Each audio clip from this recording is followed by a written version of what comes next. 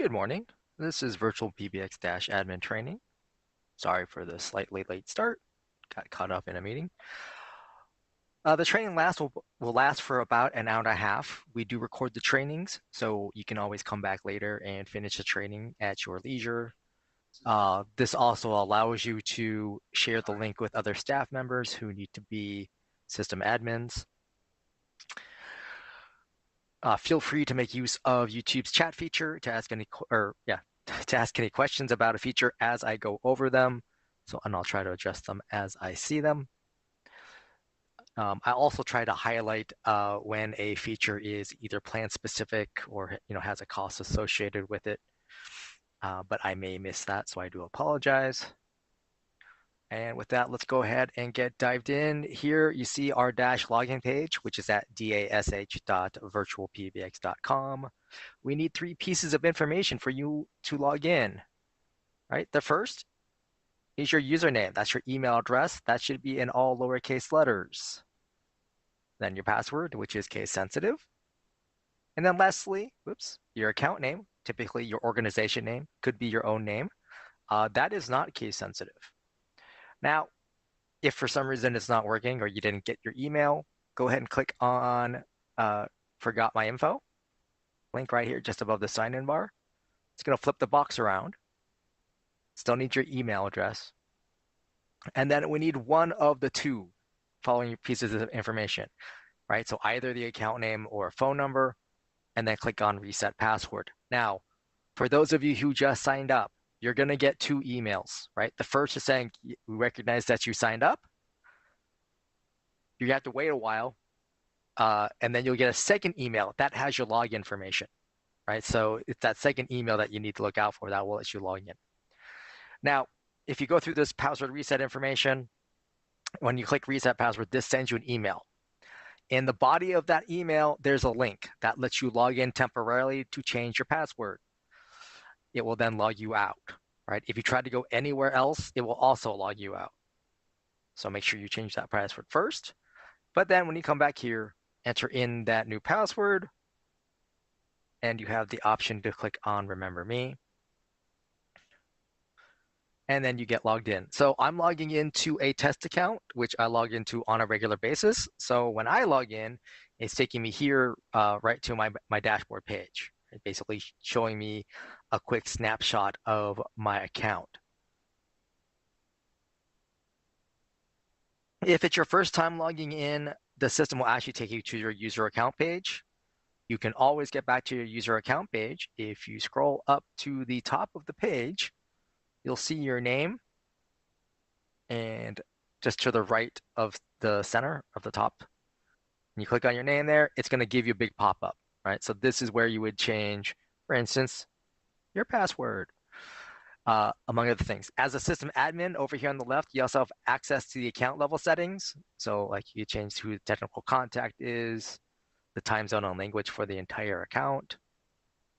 You can also manage add-ons. So add-ons allow you to add additional features to your account. Some of them are plan specific, so they may include a charge, right, or upcharge, if you will. Some of them, if they're included in your plan, they won't be a charge. They'll be listed here. You see here, I have the virtual text forward feature enabled, but you can also add things like the advanced reporting, I believe auto attendance, and maybe even dynamic caller ID. And if there is a charge associated with it, there'll be a pop-up box letting you know what that charge is and basically confirming that you're okay with that change.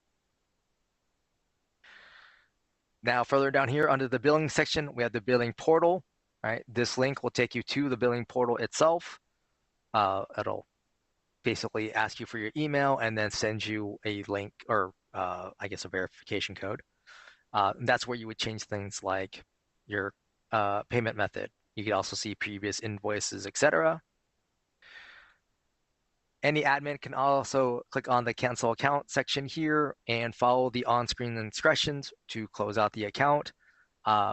And going through this method of cancellation, this will close your account by the next billing cycle, right? So basically your current cycle, the account will still be in use or active. And then by that next bill, it will close out. Now, when you're done in this user portal, you click on the close button here to the top right, and now you're back here on the dashboard page. Now, up here at the top again, your name, right? Click on that to get to that user account page. For most of us, to the right of our name, you have a D&D toggle, right? That's for do not disturb, i.e. you're not taking calls. So if I click on it, it's going to update the page, and now it's mostly white. That means I'm not accepting calls, right? Whereas previously, calls could come in through and ring to my devices. Next, right up here to the right, I have the little phone icon. This opens a new tab and takes you to webphone.virtualpbx.net. If you have a web phone device on your user, you can use your dash login information to log into that page and use Chrome or Firefox to make and receive calls on your computer. It does not work with the mobile versions of Chrome or Firefox, or it's not supported, I should say. Then we've got the little chat bubble here. This opens a new tab and takes you to virtualtext.app. That's Apple Paul Paul. And this has its own login information, but this is what you would use to make use of SMS or texting. That's something that would have to be enabled on the account before you can actually get the login information for that.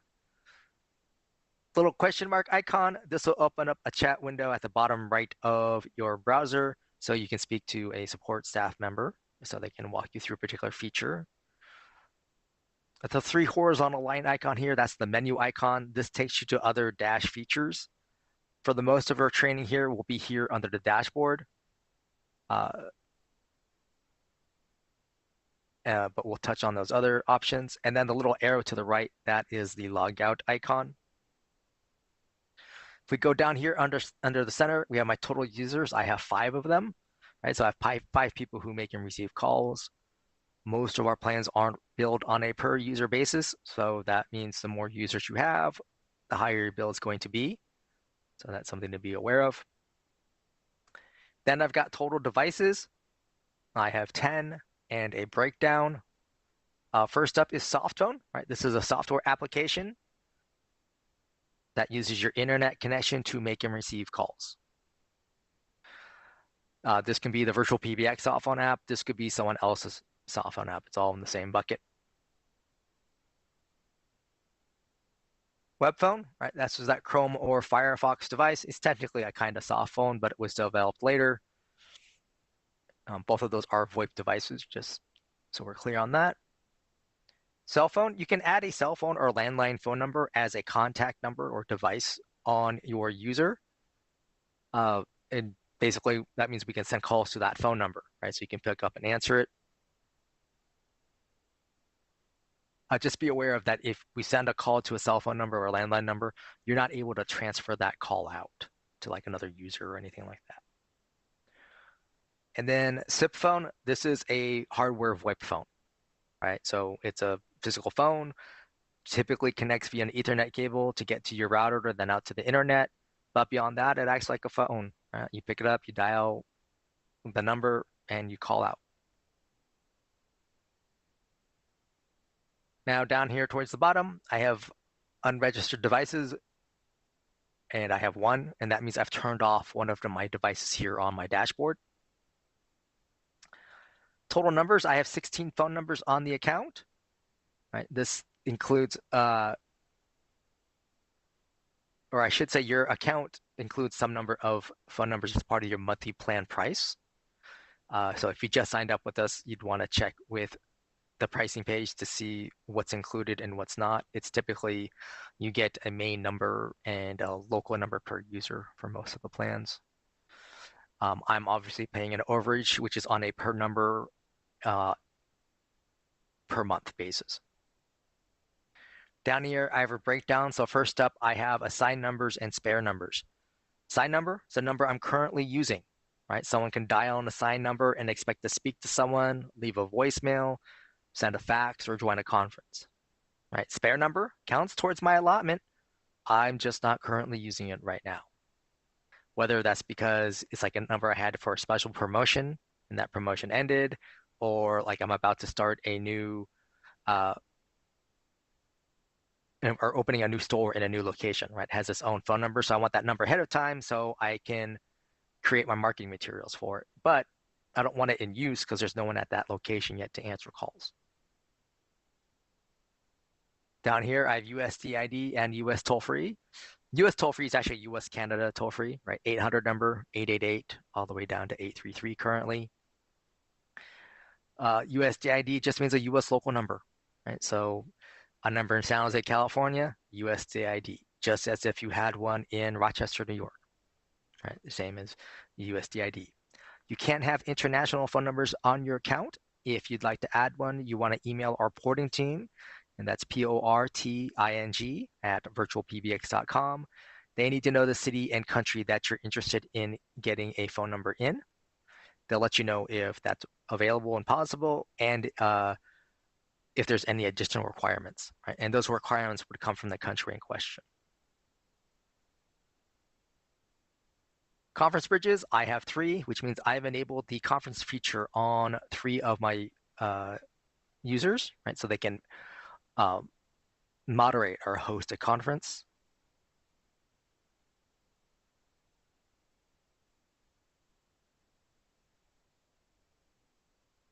Over here to the top right, I have my main number box, which I have 4 phone numbers in, right? These 4 phone numbers all behave in the same way. They're all going to the same location, right? And in this case, that means they would also be playing the same main greeting.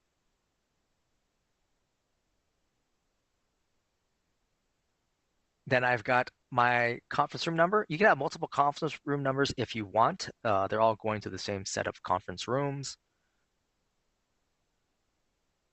Then my fax box number. This is my inbound fax number. You can have one main fax box number. This also allows you to edit that fax box associated with it to allow for outbound faxing, as well as who's getting the inbound faxes.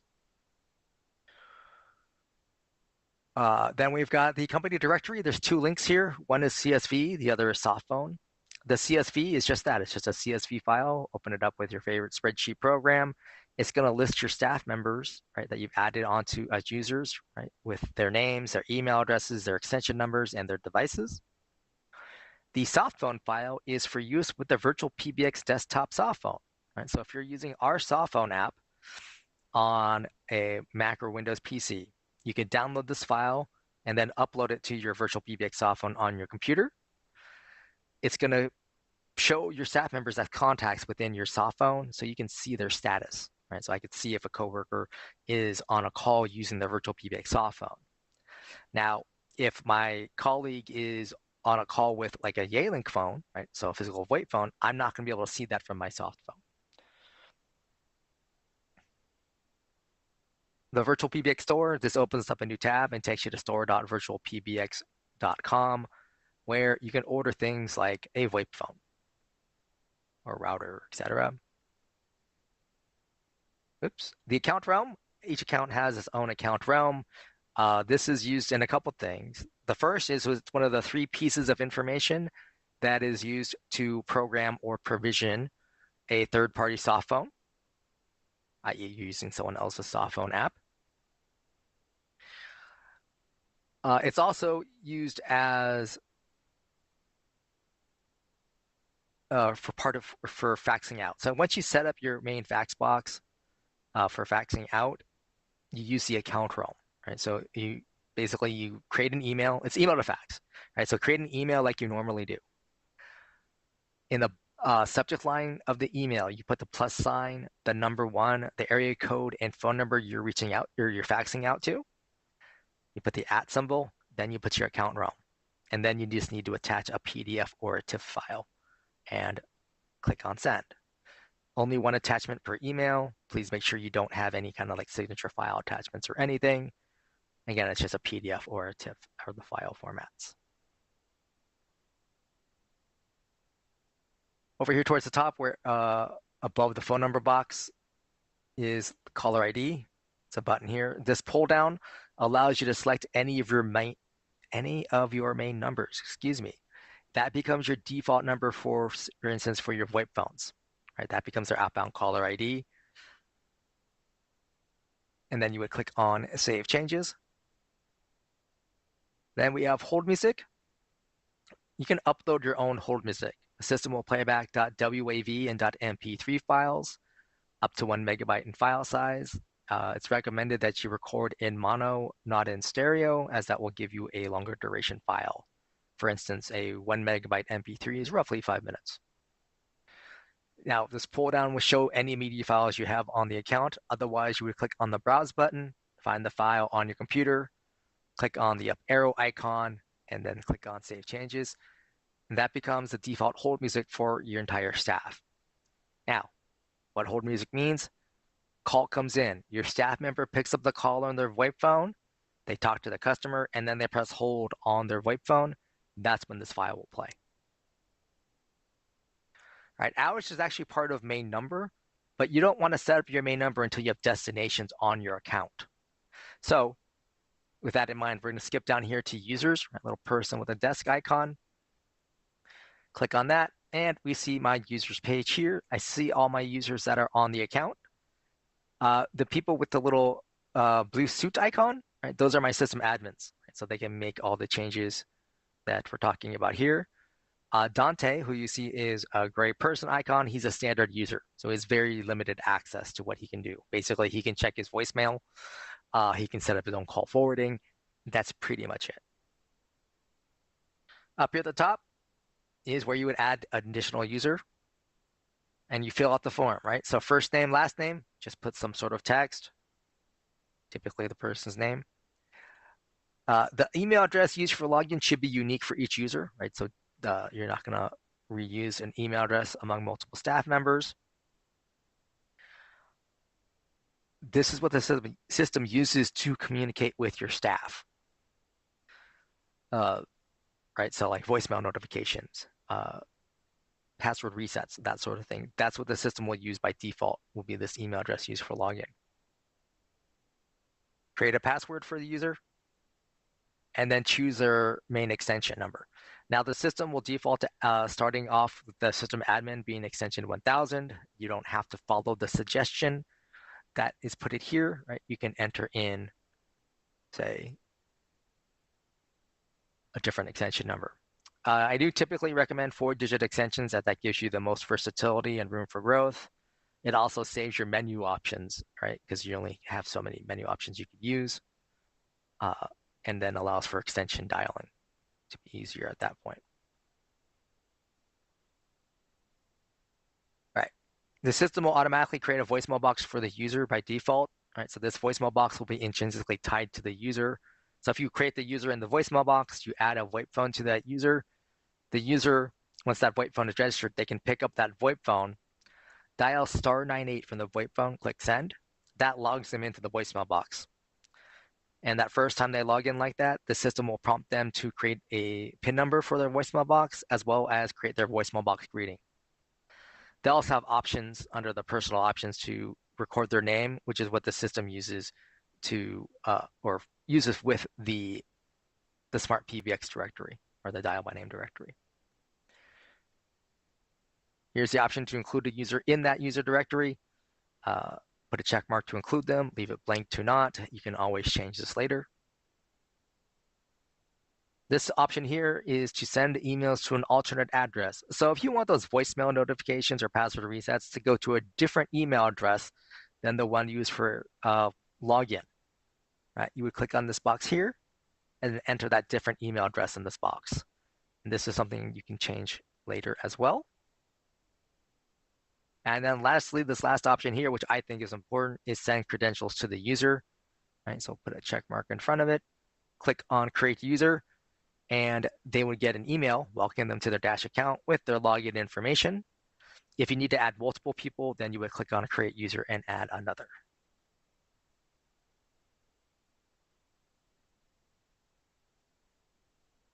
All right. Once a user is created, you can click on their name, right? So you can always change their name if you need to. Here's where you would change their credentials. If you click on that, right? So you can change their email address here or change their password. You also have the option here to send them the password reset if they just want it, if you want to have them change it themselves. Here you can change their voicemail box PIN number, right? Give it 4 digits and save changes. This is something typically like the user is unavailable to check their own voice messages, and you don't want that voicemail box to get full or having missed messages.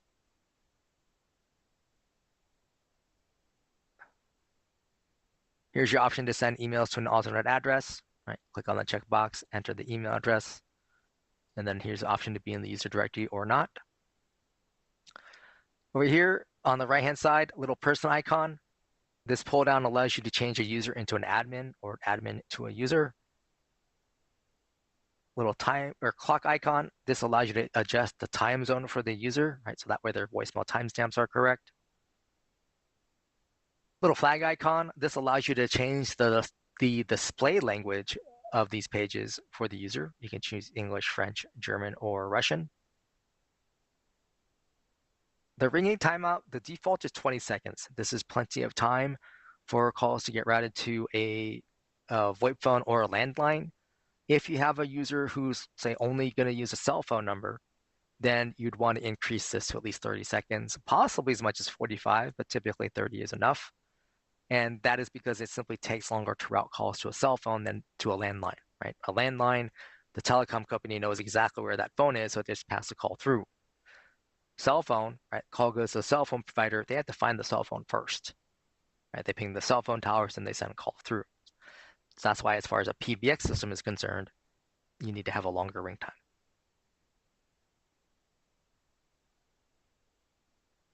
Extension number, right? Each user has at least one extension number. You can add multiple if you want to. It's not strictly necessary. Phone number box, you can have users have their own phone numbers, right? So this is be a direct dial or direct inward dial phone number. One thing to know about adding a phone number to a user is that this phone number is going to be available 24/7, right? There's no holidays, there's no off on for that phone number. You have two options down here, right? Add from spare or buy new. Add from spare is basically how you reuse a phone number, right? So if I had a number assigned to someone and who left the organization, and then you want to reuse that number, you would unassign it from that first person and then assign it to the new person. Right, so you would click on add from spare, you would see your available spare numbers, you would click on the box in front of the number, click on add selected, and now it's here, right? And then you would click on save changes.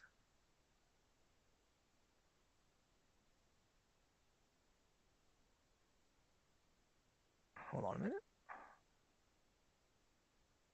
There we go. Right, by numbers is how you add numbers to the account.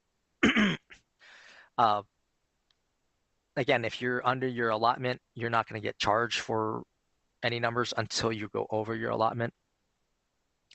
And then, but here under buy, you have local or toll free. We'll start with toll free because it's slightly easier in that choose the toll free prefix you want to work with and then click on search. And the system here will start displaying available numbers. You can scroll down to see more numbers, but click add next to any number you want. You can add multiple if you want to, right? Or click on the little icon to get rid of it. At this point, you haven't done anything, right? You haven't reserved the number or anything of that nature. But once you click on buy numbers, now you're actually adding it to your account. So it's going to verify the number is truly available and then adds it to your account. And again, you would click on save changes. For local numbers, you need to know the area code that you want to look for a number in, and then do a search. Any area code, and this includes the toll-free prefixes, you can get this message, right? It's just saying there's no readily available phone numbers in this area code. So what you would want to do is use your favorite search engine and do a search, like in this case, for area code 310 overlay. And then you would be told that in this case, the overlay for 310 is 424, right? So overlay area code just means multiple area codes covering the same geographic area. In this case, this is Southern California near LA. Especially in a big metropolitan area like Los Angeles or say like New York City, Toronto, there's probably multiple area codes that are overlays or even maybe nearby, right? So you may want to check those various area codes.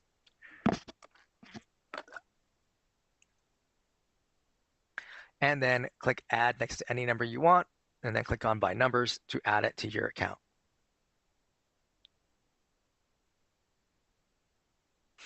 You have a little gear icon here next to each number. First up is caller ID. So you can update the outbound caller ID name or CNAME. Right? This can be up to 15 characters. It counts spaces as part of that 15 that we associate with that phone number, and we transmit it as part of your outbound caller ID. Some things to know about CNAME is not every carrier supports this feature. So when we send a call out, it's possible your call could route through a carrier that doesn't support it, which means the destination doesn't get that name information. The other thing to know is we can only control what we send out. Right, that receiving carrier, right, the last carrier that gets it, they have ultimate say about what shows up on the phones on their network. So for instance, the ideal situation, right, is they see the number and name information we send and they pass it through. What happens often, especially with the cell phone providers, is they see the number and name and they only send the number through. They don't send any kind of name information through, other than maybe they may add their own like spam risk or telemarketer from whatever algorithm they use to determine that.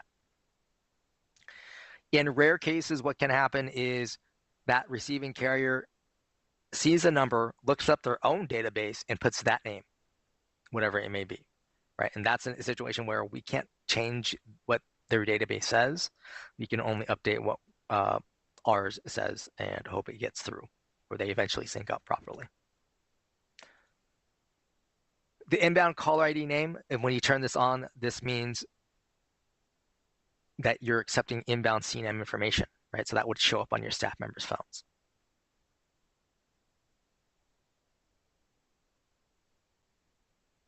Next up is E911. Each phone number can have its own E911 address associated with it, right? What's a North American address here? And by doing it on a per number basis, then you could assign it the E911 to your individual VoIP phones. So if you have people working remotely, you can have the proper address associated with their work location for the purposes of 911, right? So Bob is working from his home office. You can set up one of your phone numbers to have Bob's home phone address as the E911 address. So if he happens to pick up his VoIP phone and dial 911, our emergency services get his address, not your corporate headquarters address. For our Canadian customers, zip code is where you would put your postal code. And in the state is where you would put your 2-character province abbreviation.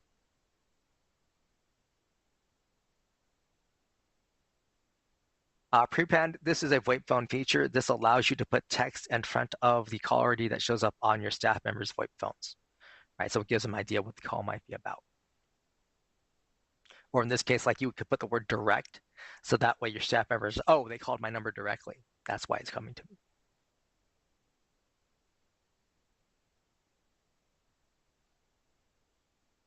Next up, we have the device box for the users, right? So you can add from spare or new. First up is SIP phone, right? This is that physical hardware phone, sits on someone's desk. You have these manufacturers to choose from, right? Some have a ton of models to work with. Some have like a dozen. All right, so choose the make and model of the phone you want to work with. Then down here at the bottom, you give it a name, right? So like Bob's phone. Or you can go with the location, like warehouse phone. That sort of thing. And then the MAC address. This is typically a sticker on the back of the phone. If the phone's plugged in, you can also check the status settings or the basic settings, and it should be listed there. You would enter that information here and then click on Create Device, and then click on Save Changes. Right, then you would come back, click on the device name. So in that case, it would be this here's a Yealink phone. Right, so you see the basic settings. You want to go over here to Advanced and select Miscellaneous. And where it says Allow Reprovision, you want to click on Unlock. Get a little green message there saying that it's been unlocked. And then click on Save Changes and Save Changes again. Now, as far as our dashboard is concerned, you're done, right? You're basically telling the system, hey, this phone is going to get provisioned. You would need to log into that phone's web user interface and enter in a URL to the auto provision section. For the specifics of that, in the show notes, look at the auto provisioning phones document. It's going to open up a new tab, take you to our support pages on that specific page. And for these various manufacturers, you'll see screenshots of where to go and what to look for, as well as the proper syntax for that URL. In some cases, there'll be some settings also mentioned just to verify that they're correct. Once you enter that information in, you click save or confirm or what have you, and then tell the phone to auto provision. It's going to reboot a couple times, typically twice, 2 to 3 times. And then after that, when you look on here on the dashboard, it will show up as a green device. You can make and receive calls from it.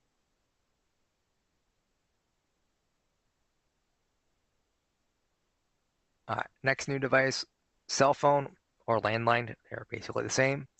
You give it a name, and then you enter the number, right? So +1 area code and phone number, no spaces, dashes, or parentheses, and then click on create device, and then click on save changes. So we'll click on the cell phone here. So this is what it looks like, right? So the +1 area code and number. If we go to the advanced under options, this is the default setup when you add a cell phone or a landline. And I bring this up because I want to just basically tell you what happens, right? So a call comes in, reaches out to the cell phone, right? Cell phone rings, you pick it up. The first thing you're going to hear is a message from the system saying, this is a forwarded call, please press 1. When you're pressing 1, you're telling the system, yes, you're there, and yes, you want to take this call, right? It then connects you, you can speak to the person. Let's say, for instance, you have contracted out with an automated answering service to handle your calls after hours. They give you a phone number, say, hey, just send your calls to this number, we'll handle your calls. So in that instance, you could add that phone number as a cell phone or a landline to your account. However, if it's an automated answering service, right, so it's not an actual person answering each call right away, then this default setup won't work, right? Because we're not going to hear that pressing 1 tone from that automated answering service. So what you would want to do is come here under the advanced options, and where it says allow use of cell phone's voicemail or landline's voicemail, put a check mark here, and then click on save changes. So now when we send a call to this phone number, we hear a pickup tone, we connect the call, right? So then your automated answer service can handle the call. If this is my cell phone, right, and I have this checked, what can happen is my cell phone voicemail can pick up. That's still a pickup tone. So that caller can end up at my personal cell phone's voicemail. Some people love that and want it. Some people definitely do not. So that's a preference for anybody. The other thing that could come up is this one, keep original caller ID. What this checked means is customer Mary calls in, reaches my cell phone. On my cell phone's display, I see customer Mary's phone number. If I don't recognize the number, I may not answer it, unless I'm getting too many telemarketers or political calls. So what I can do is uncheck this. And so that way, when calls come in, no matter who it is, right? So customer Mary calls in, instead of seeing customer Mary's phone number, if we go back to my dashboard, whichever number I selected up here, that's the phone number that shows up on my cell phone's display. Hopefully I would recognize my main company number and thus be willing to answer the call.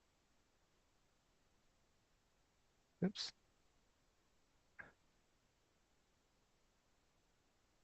All right, next up is a soft phone. Now, whenever you add a soft phone or web phone to the account, you're going to get this warning message. It's basically saying, hey, wireless VoIP technology is a thing. If you dial 911, you may not be at the location that's associated with your device. So probably best not to do that. So you want to make sure you read this message at least once. And then when you close, you're going to get this big box showing up at some point. There we go. So it defaults to adding a third-party soft phone, right? Meaning you're adding somebody else's soft phone app for use, right? You're going to use Xlite from Counterpath, for instance, versus the VirtualPBX soft phone.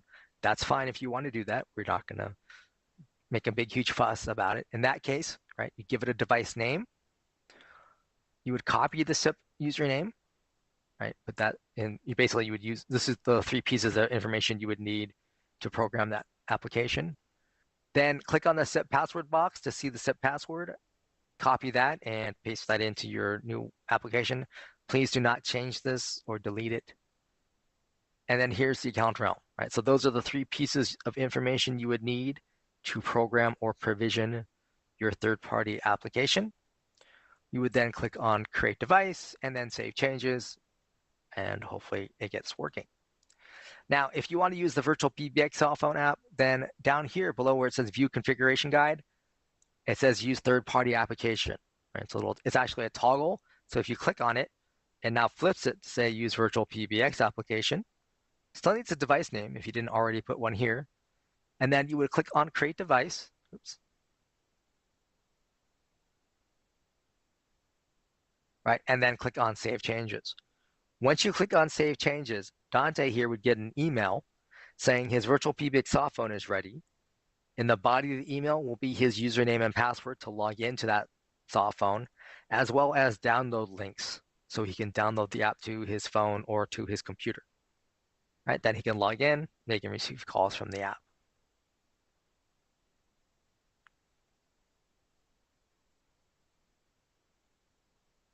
And then the other thing is the web phone. You still get that warning message.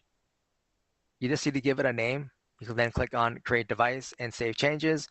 And then Dante could go to webphone.virtualpbx.net, log in with his dash information, and use Chrome or Firefox to make and receive calls on his computer.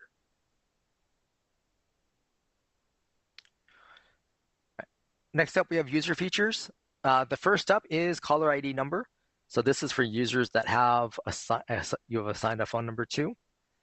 And you can turn this on to change their outbound caller ID to the phone number on their user or any other number for that matter. And then you would click on Save Changes, right? So that means whenever I make an outbound call from my VoIP phone, it's this phone number I selected shows up as my outbound caller ID instead of my main number, right? If I turn this off,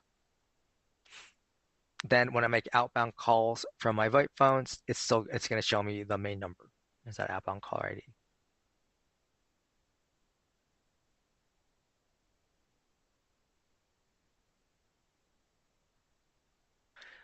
Voicemail box, right? This is the voicemail box that was created with the user. These are the default settings. Now, voicemail boxes can hold up to 100 messages. After that, they are full and cannot accept any more. By default, there's 3 ways to listen to messages and 2 ways to manage. Right? The first way to listen is via email, and that is because of this one here. Right? Attach messages to email. So that email, in the body of the email, it's going to have the date, the time, the phone numbers involved, the voicemail box number involved, and then there'll be an MP3 attachment. Right? So you can listen to the message and act upon it as necessary. You also have, as an admin, you can set this option here to delete after notification, which means after we send out that email, the system will delete the voicemail from the system automatically, so it won't become full. Now, I don't particularly like doing that myself just because it gives less options for my staff. The first way to check messages is via the logging in and going to your user portal. Right? So under the menu option, this one here, the user portal. When you get to the user portal, it defaults to your voicemail tab, so you can listen to your messages directly in your browser and manage them, right? Download them, delete them, etc. You can also call into your system and listen to your voicemail messages. So from a VoIP phone, from your VoIP phone, you can just do *98, right? That logs you into your voicemail box, enter your PIN number, listen to it. You'll have options to delete messages. From your cell phone, you could call in to your main number that goes to the virtual receptionist. When you hear your main greeting play, you hit *97. Then the system will prompt you for your voicemail box number and the PIN number. And then again, you can listen over the phone, delete, etc. All right, follow me. This is for users with multiple devices. And as an admin, you can then enable it to determine how their devices are going to ring. So they default as all being on do not ring, right? So basically, if I go back to disabled, right, this user has 3 devices. So right now, with this feature disabled, when a call comes in to my user, right, all 3 of my devices ring at the same time. Now let's say, oh, this is getting annoying, or I don't want that. Then I would enable this, and then I could determine which devices to ring. So I would come under here, under do not ring, and uncheck the devices I want to make use of. And I can click distribute. Right, so now it's going to ring my soft phone first for 60 seconds and then my web phone. Now, my total ring time by default up here is set to 120 seconds. I can change that down to say 60 and then click redistribute. So now it's ringing for 30 seconds before it moves on. I can click and drag the web phone up top and then click distribute again. So now the web phone's first and then my soft phone. Right, and then likewise, if I know, oh wait, I'm gonna be remote part of the day, so calls will be going to my cell phone. Now, this is only something a system admin can do, right? So if I was just a normal user, I would have to talk to my account admin to get this set up. Oh, one thing to keep in mind is calls from a green group, which we'll be getting to next, ignore the follow me settings, right? So if I'm part of a group, all 3 of my devices ring no matter what my follow me settings are. Fax box, you can choose to have users have their own fax box if you want them to.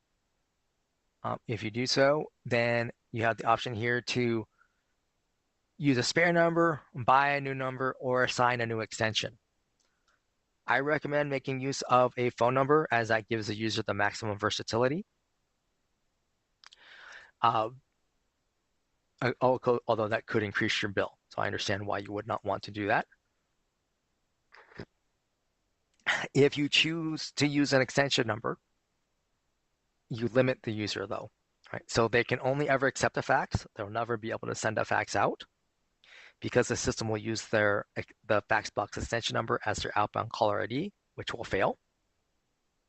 The other potential limitation is you might be limiting who can send them a fax, right? So there's many electronic fax services out there, and some of them may not allow to add an extension number to the phone number you're sending a fax to.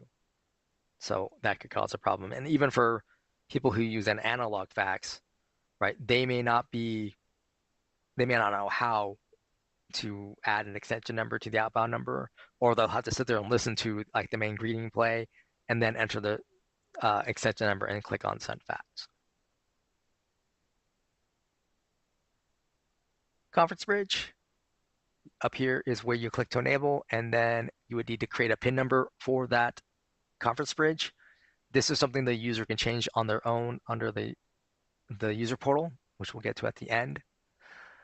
The enable video conferencing, that would be for in-house use, right? So your staff members on VoIP phones, when they call in, if this is enabled, they can make use of video.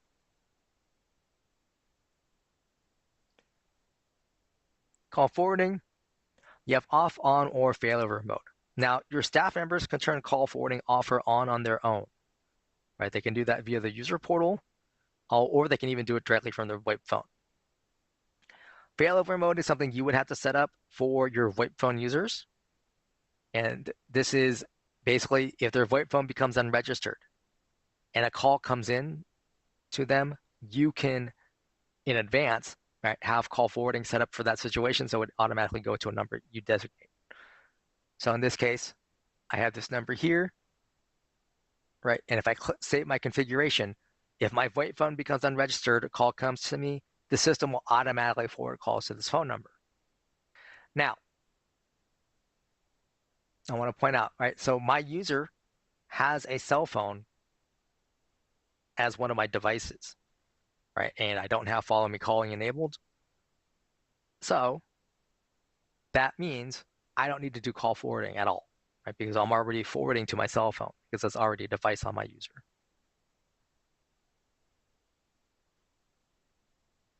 Right, customize call recording. You click up here to enable. When you first enable it, it looks like this, which means that nothing is actually recording. You need to tell the system which kind of calls you want to record. Inbound internal, right? Coworker called, right? So Dante called me. Right. Inbound external, right? Customer Mary called me. Typically, that's one of the ones that people want to record. Right. Outbound internal, I called Dante. Right. And then outbound external, I called customer Mary. So we often see the external ones enabled or all of them enabled. Right. And then you would click on Save Changes. Now, your account includes some amount of data storage as part of your monthly plan price. So if you just signed up to us, it should be showing up on the pricing page.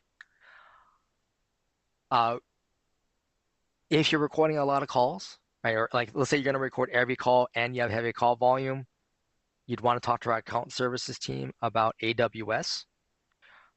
Basically, you can turn on a feature on your account to link your Dash account to an AWS account of your own that you have with Amazon, and then you can have your call recordings stored there, right? So especially at heavy volume, that's going to be more cost effective. It's also something we recommend for our customers who are in the insurance field, because I believe there's a requirement to keep your call recordings for 10 years. So that's going to be a better option long-term as well. Right. Music on hold. Up here, click up here to click enable, and then you can upload your own hold music for this user, right? .mp3, .wav, up to 1 megabyte. This would be since you want some users to have one hold music file and other users to have a different one, right? Like you want your salespeople to have hold music that talks about current promotions, right? Product you're trying to move. Whereas your other staff, like, they don't need it. Like, or it's not relevant, so why have it there? Do not disturb. This is where you're, as an admin, you can put a user on do not disturb or remove the do not disturb toggle, i.e. a staff member had to leave for a family emergency and they didn't put do not disturb on their own because they're stressed out. You as an admin can come in, hey, put them on do not disturb, and that way calls are going to their voicemail. Hot desking. This is a VoIP phone feature designed for a hybrid schedule or shared office space. Right, so like people don't have a set desk that they go to every time they're in the office. So with this enabled, you enter a hot desk ID. So for instance, if you're using a 4-digit extension number for everyone, you can just make their hot desk ID their extension number. You can choose to require a password or not. That's up to you. And then you would click on Save Changes. So for instance, I come to the office on a Tuesday. I sit down on desk number 2. I pick up the phone. I hit *11 on the phone and click Send. The system then asks me for my hot desk ID number, a PIN number if my admin assigned that. Once I do that, the system says, now calls will be sent to this device, right? So the rest of my workday, calls are coming to me at the VoIP phone I'm sitting at desk number 2. End of my workday, I pick up the phone, I hit *12 to turn off hot desking, enter my hot desk ID, and that's the end of that. Next time I come into the office, let's say it's Friday, someone's already at desk number 2, no big deal. I sit down at desk number 5. Same thing, right? Pick up the phone, *11, enter hot desk ID, PIN number if assigned, and now calls are coming to me at desk number 5.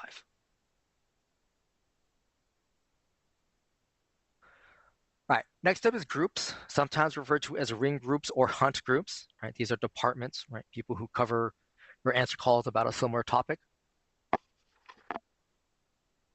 Sometimes it's just like receptionist group where then they transfer calls out. Up here at the top, you click on Add Group. You need to give it a name and then an extension number. And then you click and drag your staff members that you want to be in the group, and then click on Create Group. Once a group is created, you can click on their name, right? So now you can see the name of the group, and you can always change it if you need to. You also have the group call attempts, and there's little arrows here to the far right. So you can increase or decrease how many times the system offers the inbound call to the members of the group. And then you would click on Save Changes. If you want to remove a group, you can click on Delete Group. Next, under the members box, if you click on that, now you see your staff members who are assigned to the group and how calls are being offered to them.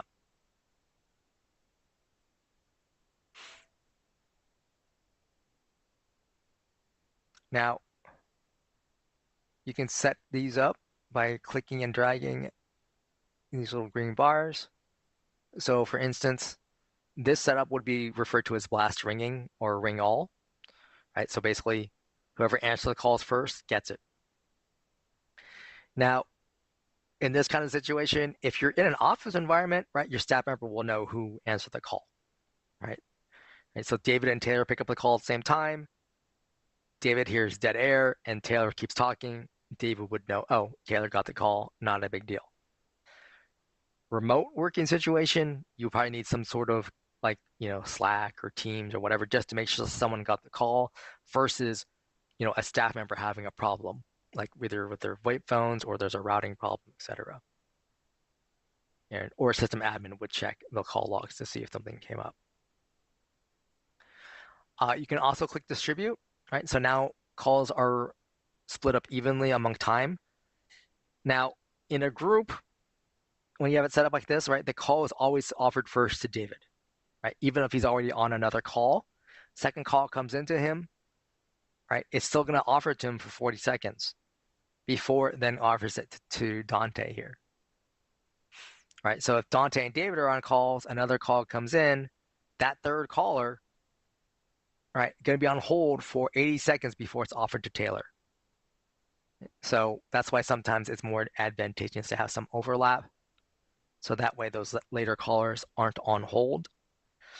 If that's not something you want to deal with, right, you want the calls just to like skip people who are on a call, that's what you would look at the call center, right? If you look in the show notes, there's the ACAQ's Pro demo. That's an upgrade off of existing plans, so you may need to change plans. So you'd want to talk to our account services team about that. Queues are basically an advanced version of groups. Right? That's why they have more features involved. Likewise, members in a group, right, they can't log themselves in and out of a group like they could in a queue, right? And their only option to be unavailable would be if they use a D&D toggle.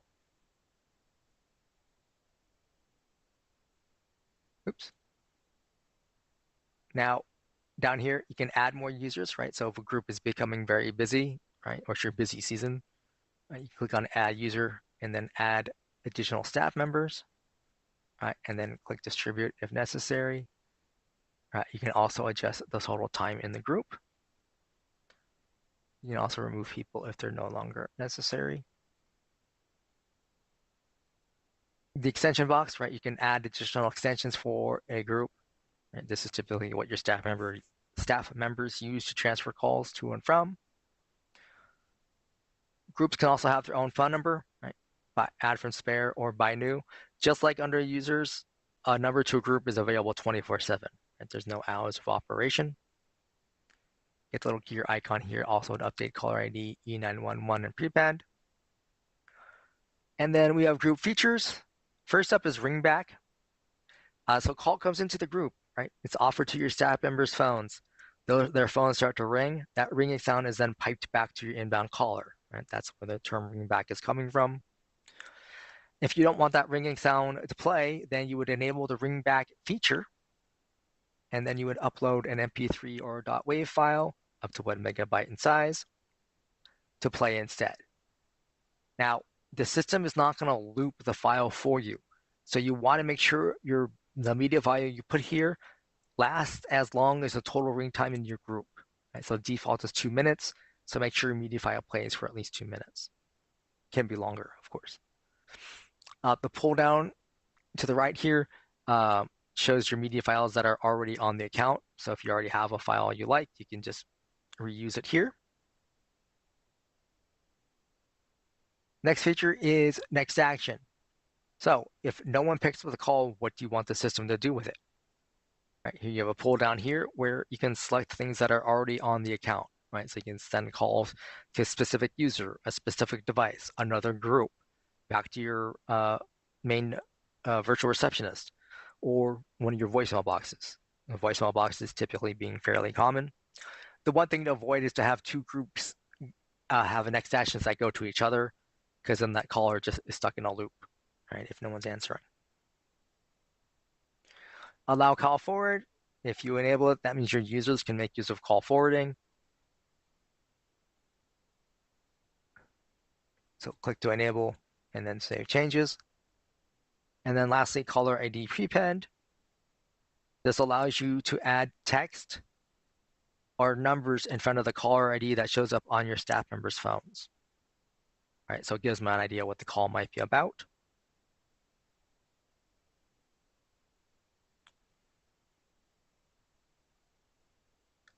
All right, so now that we have users with devices and groups, we can go over to main number now.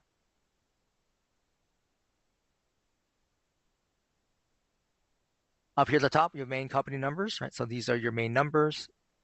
You can add from spare or by new, right? So these are the numbers that are the default for your company, right? So people dial them by usually that first contact, depending on how you have things routed.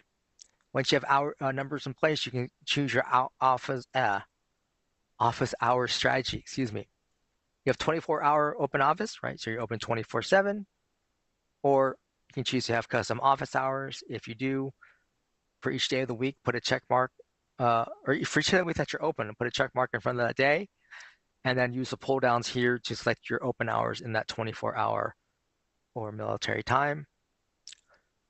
You also have the option here to say that you're closed for lunch, right? So each day of the week that you're open, you can have a set lunch hours set.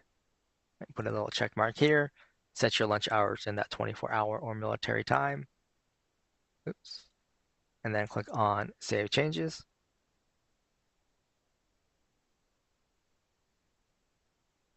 Office holidays. If you're closed for holidays, put a check mark here. And then over here to the right, you have Add Holiday. You have single day, date range, or advanced. I have an example of each. So single day, like I have here for Christmas Day, right? I gave it a name. Choose the month and the date, and then save changes. Date range, like I have here for holiday, right? So I gave it a name, start date, end date, save changes. And then advanced is here for Memorial Day. Choose the month. The second pull down, you choose 1st through 5th as well as last. And then the day of the week, and then save changes. If you need to remove a holiday, click on the little trash icon and then save changes. Notice that there's no year indicator. So for some holidays, you may need to change the date as appropriate. So just be aware of that. And then we have incoming call handling. So for your main numbers, right, those 4 phone numbers we have at the top, how do I want my system to handle calls during my open hours, during my after hours, and during holidays? Right, so my open hours, I have this first option selected here. Right, so calls from those phone numbers are coming in and they're going to my virtual receptionist. This is a link that I can click on. It's going to open up a big old box. On the left is my main menu. Right, these are what people can press on their phones to navigate through my phone system. You click Add a Route to give a new menu option. The first pull down, you have 0 through 9, the star key, and the default action. Right, so then the second pull down are things on your system. Right, so you need to have them created. So that means you can have it go to a user directly, a call queue if you're making use of queues, a green group, a virtual section if that you have that on your plan, a specific device, voicemail boxes, etc. Then on the right-hand side, we have our greetings, right? The greeting is where you say, thank you for calling. Usually give your organization name, and then you want to give directions to your inbound callers, i.e. what should they press to get to where. And you've got a couple options here. First up is text-to-speech. So in the box here, you type in your greeting. You have 250 characters to work with, not words, characters. Does not count spaces. Then it basically reads it back in a computerized or robotic voice. There's no charge associated with this, so this is a good place to start, right? So like if you're new to PBX systems in general, or if you're like a startup, you're not exactly sure how you want things to route yet, not a bad thing to go with. However, the system names the file for you. And in this case, it's going to name it my main open hours menu TTS. right? So it's very easy to have multiple files with that same name. So what I recommend is if you're making use of a text-to-speech greeting, is after you've clicked update, save, and save changes, on the left-hand side, there's a greetings tab. Go there and find that main open hours menu TTS file and change the name, right? Just to something you can recognize so you know what it is. You're gonna upload your own file, right? .wav, .mp3. Click on choose file, right? Find the file on your computer and then click update, save and save changes. Choose from an existing file. This pull down will show you the existing media files on the account.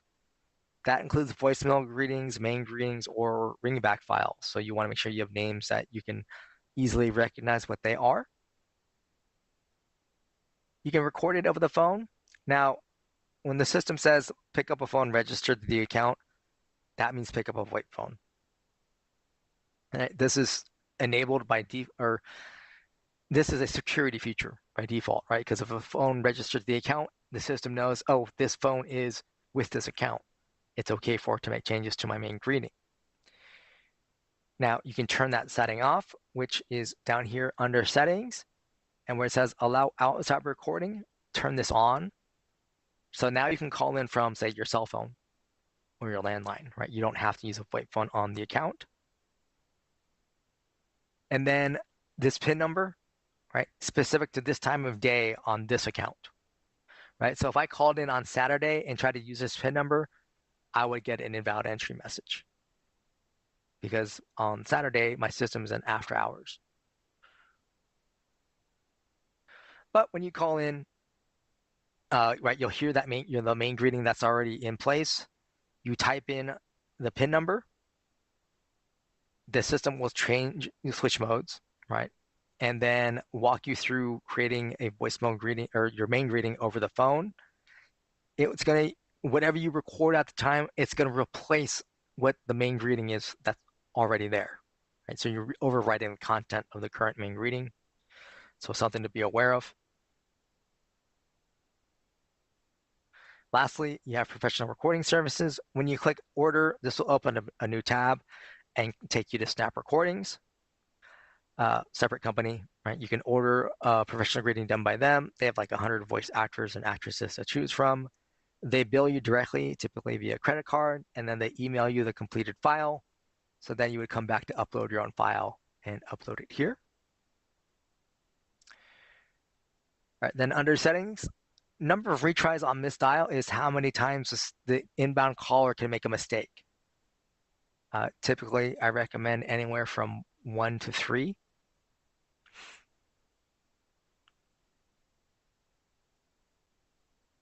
Right, so if I have, like I put it just to put it to 3 now, which means my inbound caller has a total of 4 attempts to enter a valid menu option or extension number. Right, that might be excessive. That's why I usually say anywhere from 1 to 3. Dialing timeout, the default is 10, which is, and this is how much time the system listens for an additional button press. I usually recommend taking this down to like 5, just because I figure most people have the extension number that they're looking for handy versus scrambling around looking for a piece of paper. And we already covered allow outside recording. By default, allow dialing extensions is enabled, and that just means if the inbound caller enters a valid extension number, the system will transfer the call. Right? If I turn this off, that means the inbound caller can only press the menu options. Right? If they enter an extension number, they just get an invalid entry message. And then down here, we have to suppress the playing of invalid entry. Right, so on that last attempt, right, the system would say, we don't recognize your entry, and then does one of 2 things. If there's no default action in place, it ends the call. It says goodbye. Right? If there's a default action like I have here, then the system will transfer the call to that. And in that instance, you might want to turn off that message from playing, right? Though we did not recognize your entry, and instead just have the call transferred. Now, if I remove that, then not a big deal either way. If you make any changes to your main menu, your greetings, or your settings, you want to click Save down here at the bottom. You'll be taken back to the incoming call handling page. You want to click Save Changes here, right? So you're clicking Save twice. Now, under my after hours, I'm using the second option, which is referred to as the live operator answer option.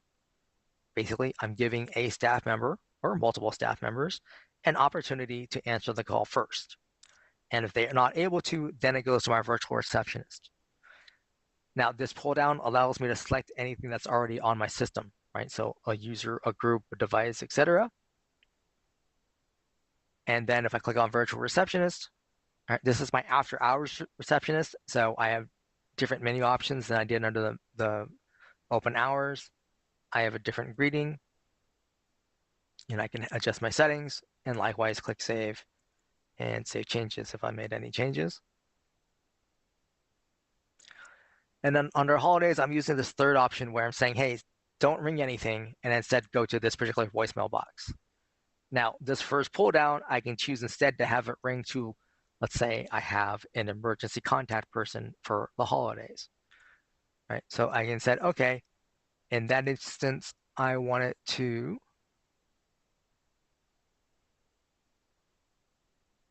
I'm obviously scrolling too fast and missing things.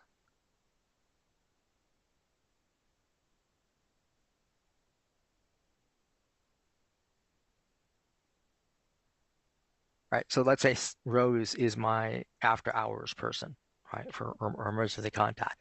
So I can say, hey, ring her first, and then if she's not able to go to the main voicemail box or even her own voicemail box if I wanted to, and then save changes.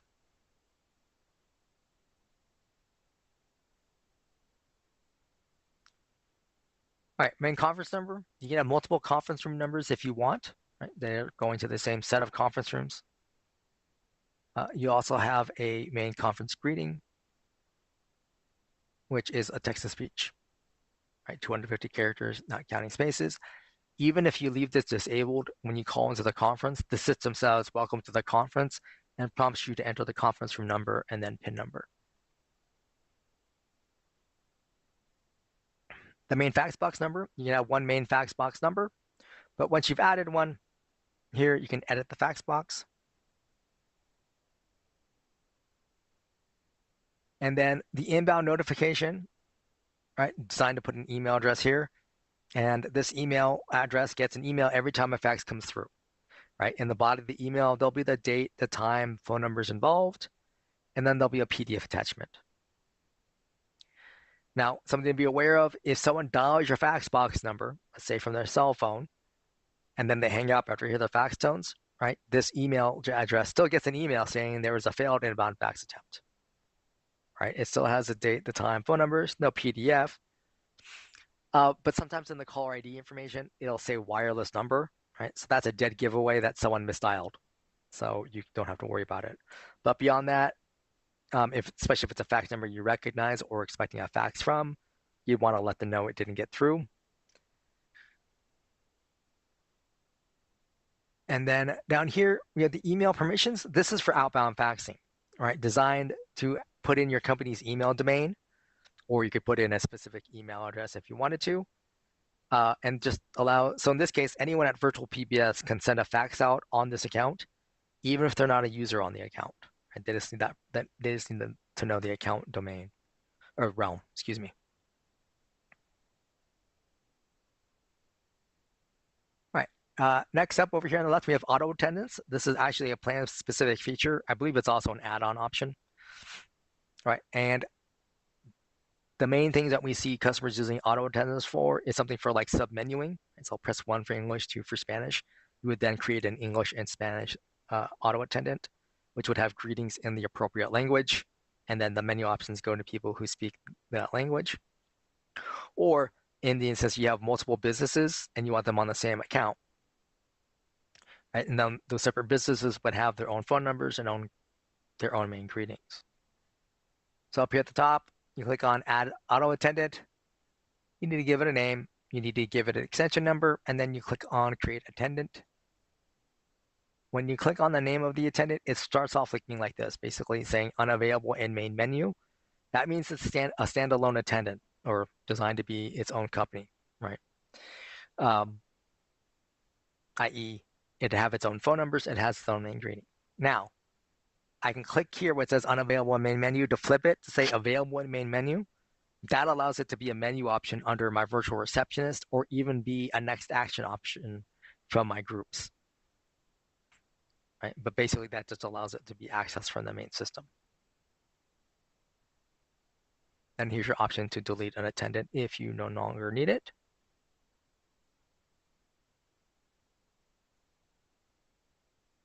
Auto attendants can have their own phone numbers.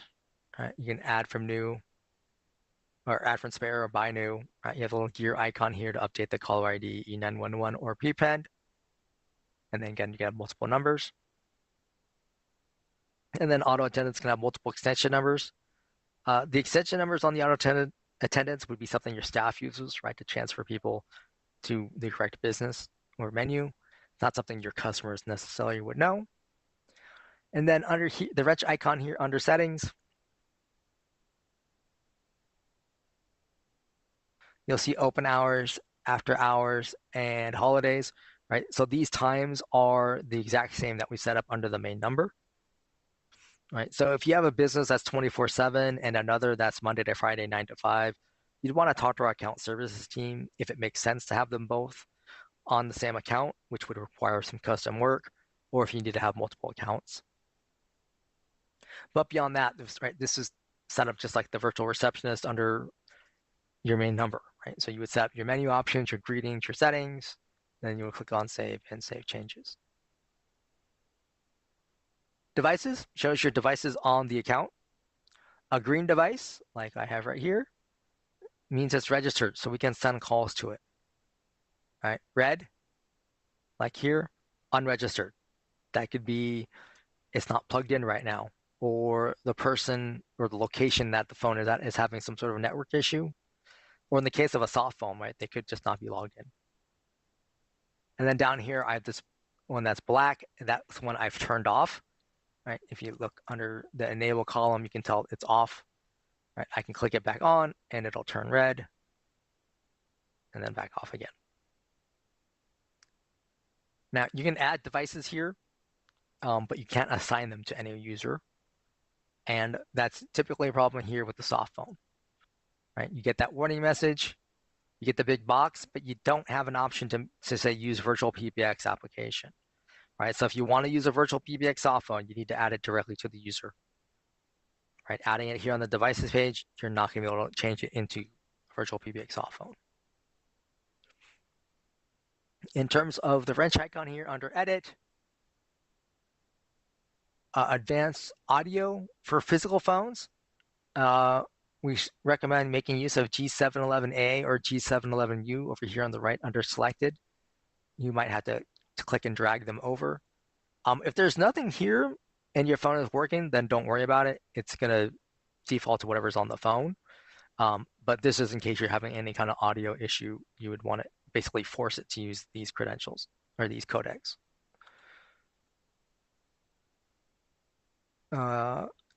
The emergency caller ID, right? This allows you to select the phone number on your account and then whatever address is associated with that phone number for the purposes of 911 only, right? So someone picks up the phone and dials 911. This is the address that gets transmitted to emergency services.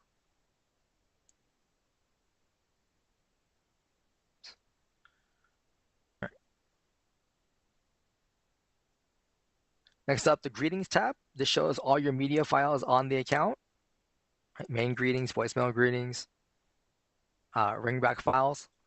You can add new files up here at the top. Right? You just give it a name, click on browse to find the file on your device. Oops. And then click on create greeting and it will upload it. But again, it's not assigned, right? But it's available. Right? Name, just whatever the name of the file is.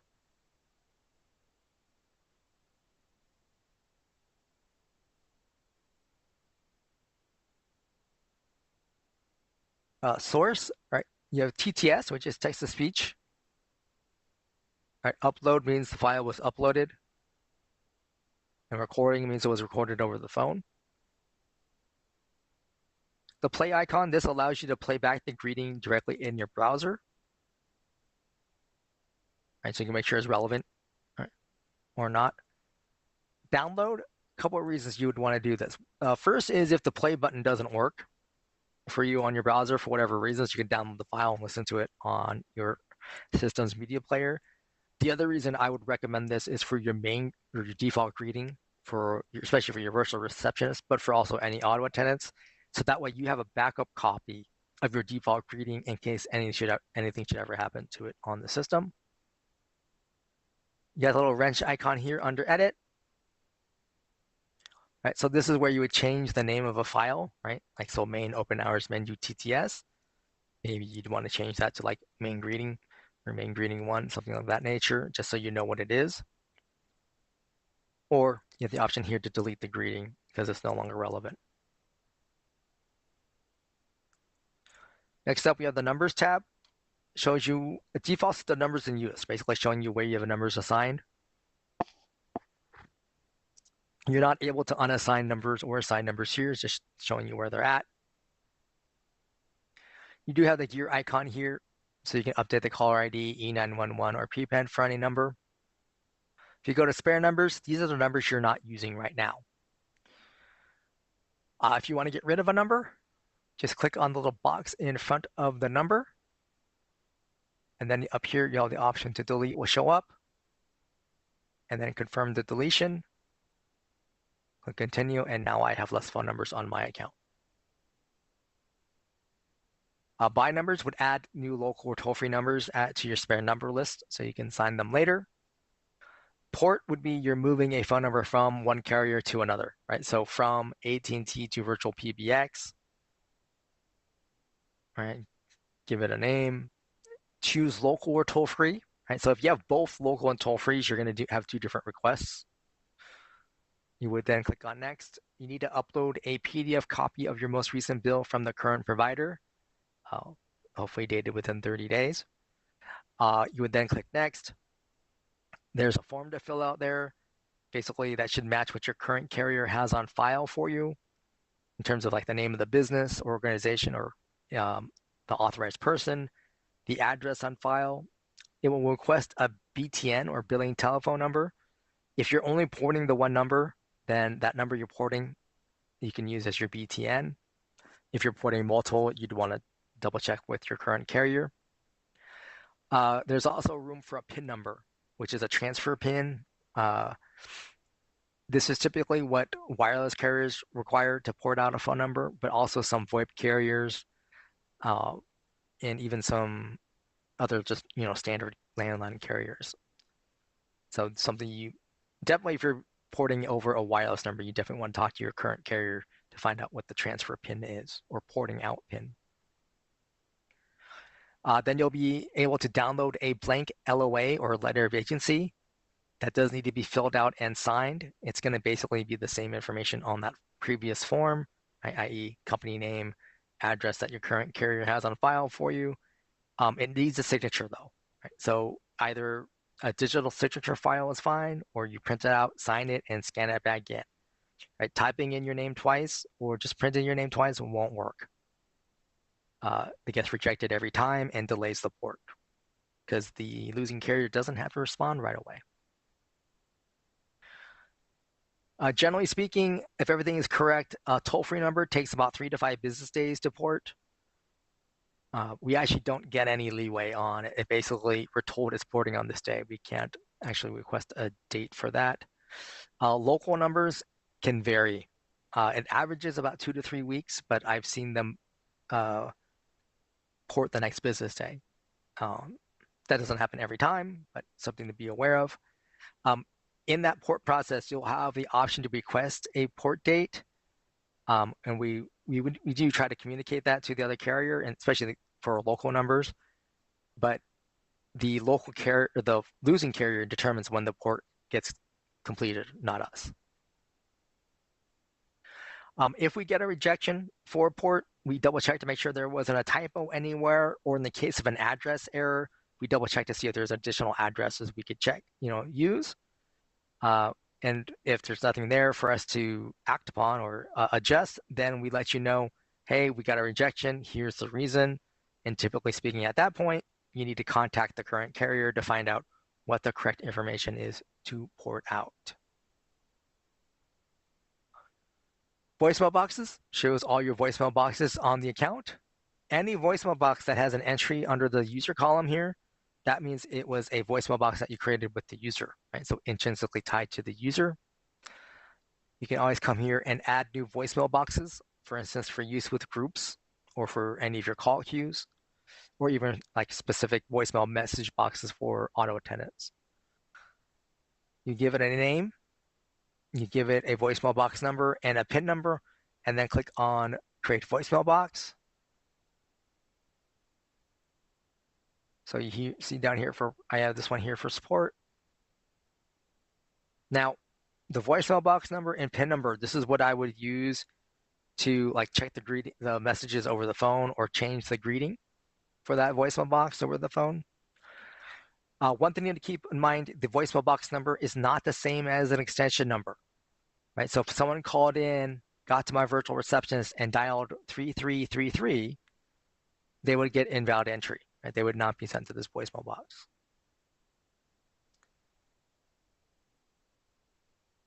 So for any voicemail box, under advanced, you can go to greeting media. Right here, you can, under the media file, you can upload the voicemail box greeting. Right? Sorry, I wasn't able to take your call right now. Please leave a message, blah, blah, blah. Right. The pull down lets you select any media file that's already on the account. So if you just want to use one for everybody, then you can just select it here. Right. Otherwise, upload a .wav or .mp3 file up to 1 megabyte in size. The temporary section here, that's for that vacation or out of office message. So you would use that, for instance, or if you have something selected here, it plays over the media file, right? The media file won't play again until you select the temporary file back to none, excuse me. Next up, we have recipients.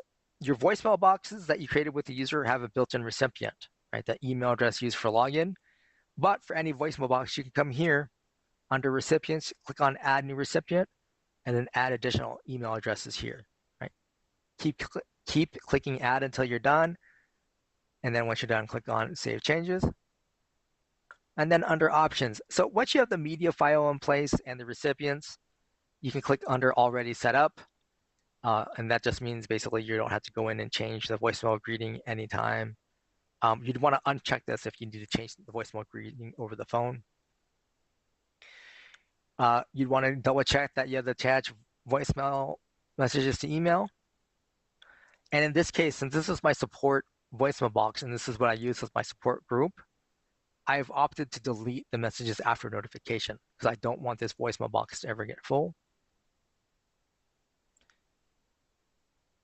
Virtual text forward, this is an add-on feature. This allows me to have numbers be able to accept an inbound fax and then pass it on. It's not for two-way text communication. All right, so up here, I would click on add number, choose a number on my account, enter either an email address or a webhook, right? And a webhook would mean you'd have webhooks enabled on the account. And a webhook is how you would link your Dash account to other software, like Zapier, for instance. But most people choose an email, and then you click on create text forward. So if anyone sends a text to any of these messages, or these phone numbers, excuse me, that message is forwarded on to this email address, basically saying, hey, you got a text, here's the message that was included, and then I can act upon it as necessary. If I don't want to use this number as a text forward number any longer, I can just click delete. Virtual extensions, this is a plan-specific feature. This gives you a little bit more versatility in that you can add, let's say, a virtual extension to add, like, say, a cell phone number to without having to create a user. Right? So you would click on an add virtual extension, give it an extension number, or sorry, give it a name, and then give it an extension number, click on create extension. And then under device, right, you would click SIP phone, cell phone, soft phone, etc. The main thing to know is for the soft phone, you can only add a third-party soft phone. Since there's not an email address associated with it, we can't send the VirtualPBX soft phone credentials to this. Call logs, this shows your call history on the account. You have today, this week, this month, and custom, where you can change the date range. So I can go back to last month, for instance, and then click filter. You can download any of these as a CSV file, right? So use your favorite spreadsheet program to view the calls that way.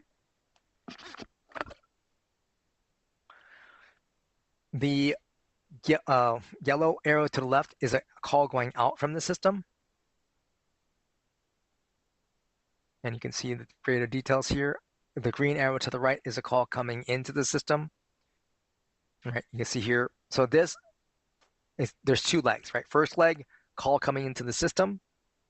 Second leg, from the system to that user's devices. And I can see which device it went to. And then normal clearing tells me the call ended normally, right? So there's nothing unusual here. The little fire extinguisher icon here, this will create an email that's pre-addressed to support@virtualpbx.com. It's going to have the technical details of the call. Please type in the body of the email why you're sending it in. We're not always going to know from the technical details why you're sending it in, right? Like, especially if you have some sort of audio issue, that's not going to show up in the technical details.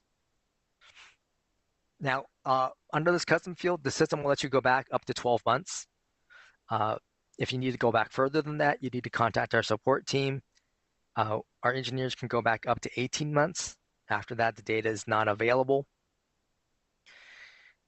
So if you need to keep your call log information for any kind of compliance reasons, I'd recommend you come here and doing this every month.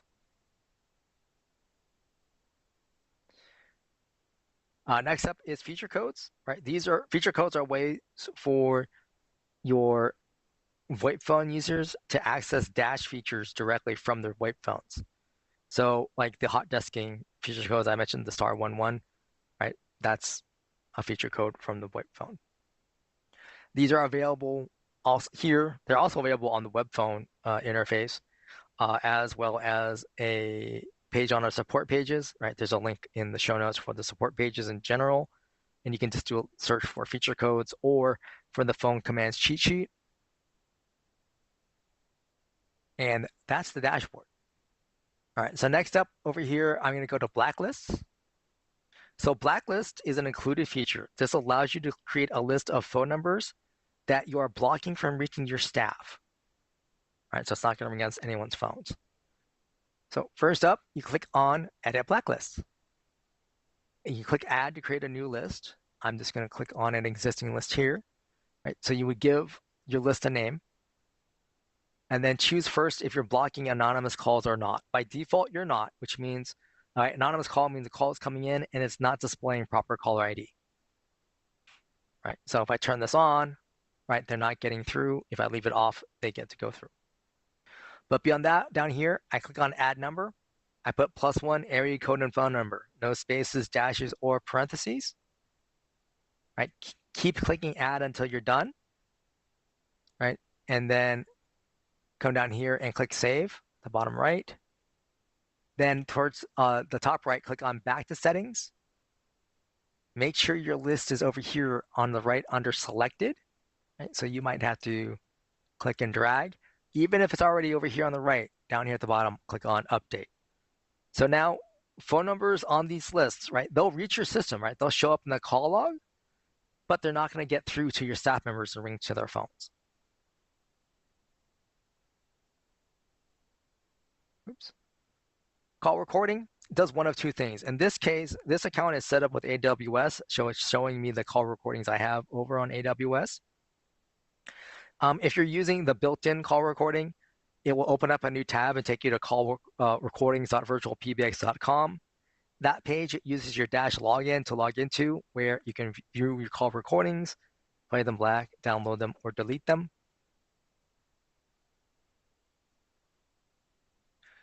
Monitor is a plan-specific feature, right? Available on some plans, not all. This allows you to see the status of your users or their devices, right? Doesn't matter what devices they're using, right? So here I have my employees. I can see all, right? Who's available and who's busy. I can also switch it to devices, right? So all available and who's busy. Over here on the left, active inbound calls. Each one would have a little blue box and show you who they're speaking to among your staff. And then park calls, if someone makes use of the parking feature codes, it would show each person who's been parked, right? So their phone number, their caller ID, and then their parking spot number.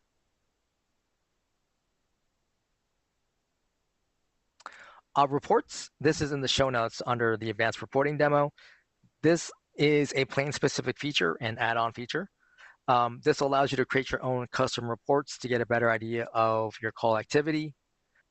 Please take a look at that link in the show notes and to get a better idea if this is something you want to add on or change a plan to include. Voicemails, this takes you to your voicemail box manager, so you can get to any voicemail box on the account. So you can see the messages that are there, i.e., especially if voicemail box is full.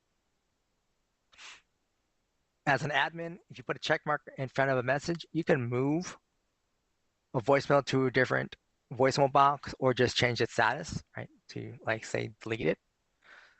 You also have the option over here to the far right to play back the file or download it as well.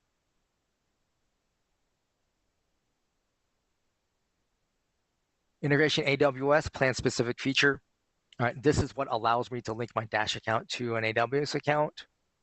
If I click here under settings, the access key, the secret access key, and the bucket is what we would need from AWS in order to link the account to each other. Up here towards the top right, call center. This is an add-on to existing accounts. I mentioned this already, but in the show notes, you can look at the ACD Queues Pro demo.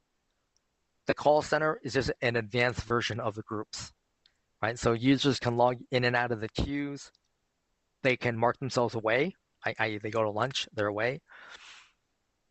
Managers can eavesdrop in on a call, right? So they can listen in, right? They can whisper to their staff member to help them handle an issue, or even barge in to basically speak to both the staff member and the inbound caller, among other features. Dynamic caller ID, this is a plan-specific feature. This allows you to create rules to change the outbound caller ID for your VoIP phones. First up is, like, I have this one here for Vegas, right? You give it a name, you choose a phone number on your account. And in this case, I just said, hey, whenever my staff members dial a 702 area code phone number, change their outbound caller ID to that phone number I selected up here, right? So it makes like it's a local call to whoever I'm calling. The other version you can do is this one here, where I created a feature code, right? So now my staff members, if they dial *951, they enter the area code and phone number on their VoIP phone and make an outbound call, their system will automatically change their outbound caller ID to this phone number I selected.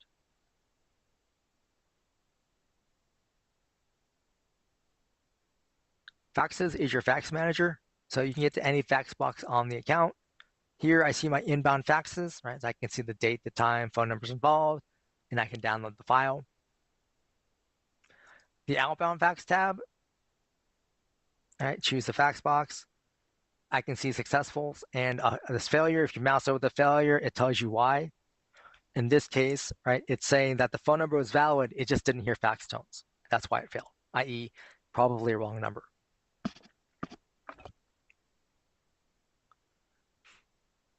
Beyond that, date, time, etc. The email to fax logs, if you see an entry here, that means the system had a problem processing the request. Right, so you can see the email addresses used to make sure that the proper ones were in place. Little eyeball icon here to the far right. And in this case, you see the error was no valid attachments.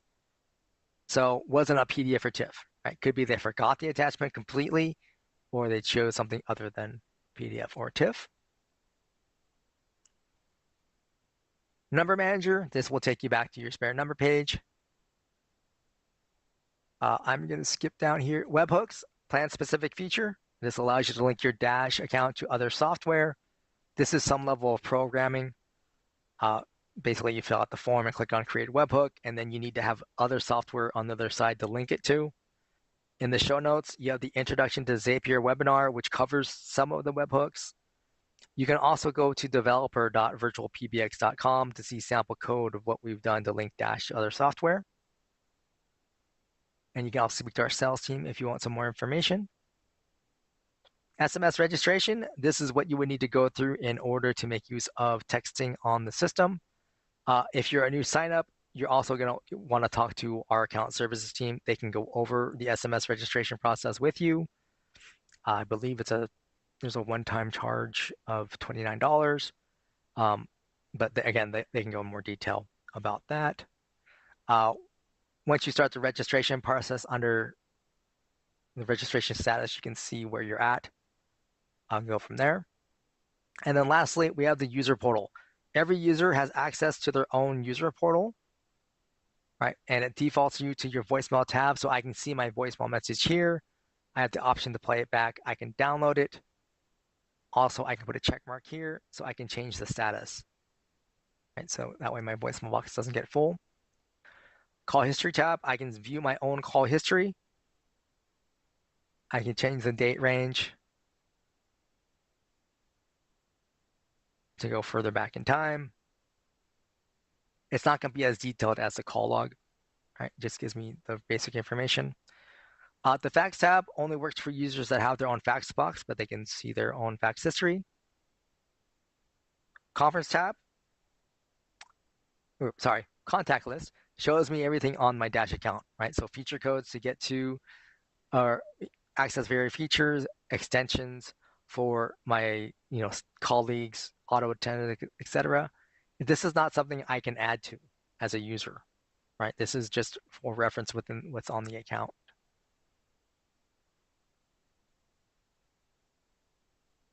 The conference tab,